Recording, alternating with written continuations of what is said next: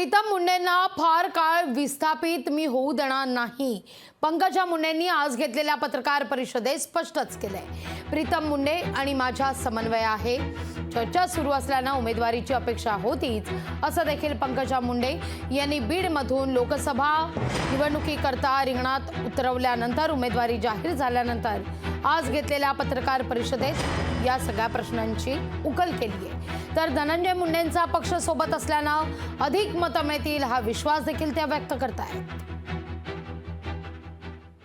आमच्या दोघींचं कॉम्बिनेशन खूप छान होतं। मी राज्य सांभाळायचे, त्या जिल्हा सांभाळायच्या। ज्या गोष्टी मी नव्हते करत त्यात करू शकत होते वेळेअभावी, त्या ते करायच्या आणि मग मी धोरणात्मक निर्णय मी करायचे आणि व्यक्तिगत गोष्टींना त्या स्पर्श करायच्या। तर त्यामुळे आमच्या दोघींमध्ये ते कॉम्बिनेशन खूप चांगलं होतं आणि ते भविष्यातही राहणारच आहे।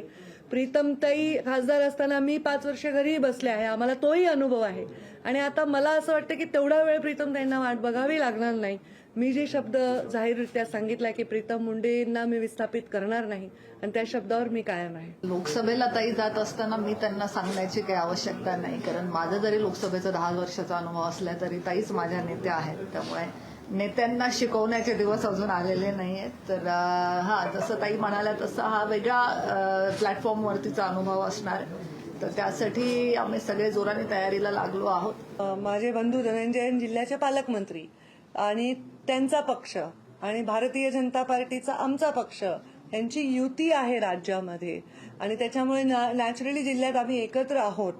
त्यांच्या आमच्या युतीनंतर माझ्या मतदारसंघावर जे प्रश्नचिन्ह निर्माण झालं त्याच्यानंतर आता परत मला लोकसभा मिळाली, तर मला असं वाटतं की त्यांच्या येण्याने जेवढ्या मतांनी प्रीतमताई निवडून आल्या होत्या त्यापेक्षा अधिक मतांनी निवडून येण्यासाठी त्यांचं नक्कीच योगदान मिळेल। लोकशाही मराठी ऐका, पहा, जागरूक रहा।